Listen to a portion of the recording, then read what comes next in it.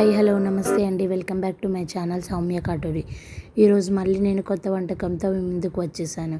అదే carrot fry ఎంతో టేస్టీగా ఈజీగా ఎలా చేసుకోవాలో నేను ఈ వీడియోలో చూపించేసేస్తాను. వచ్చేసేయండి.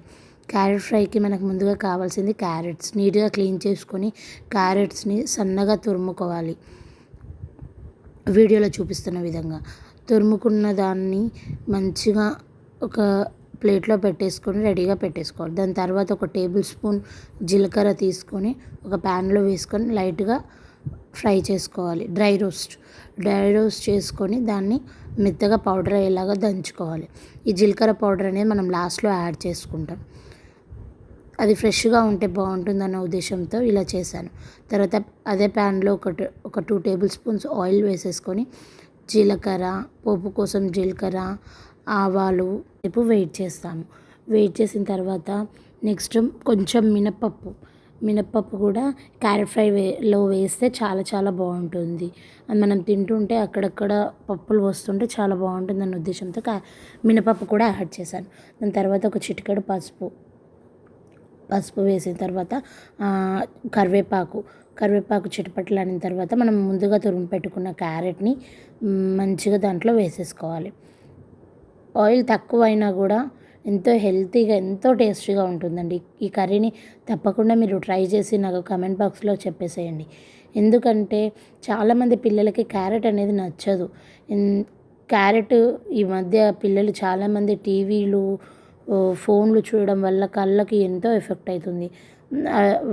దానివల్ల మనం ఈ క్యారెట్ని తినిపిస్తే వాళ్ళకి కొంచెమైనా హెల్ప్ఫుల్గా ఉంటుంది. పిల్లలకే కాదు పెద్దవాళ్ళకైనా చాలా మంచిది. కాబట్టి కంపల్సరీ వారానికి ఒకరోజు కాకపోయినా 2 రోజులు, ఒకసారి కాకపోయినా 2 సార్లు అయినా కంపల్సరీ తినిపించి చూడండి.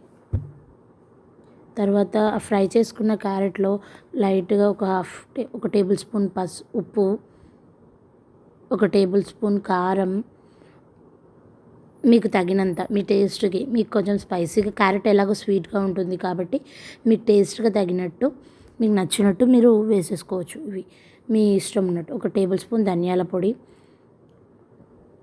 వేసేసుకొని బాగా కలుపుకొని బాగా కలిసేటట్టు కలుపుకుంటే చాలా బాగుంటుంది.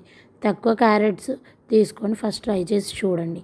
తర్వాత మీకు నచ్చితే ఈ ప్రొసీజర్ చాలా క్యారెట్స్తో కూడా మీరు ట్రై చేయొచ్చు.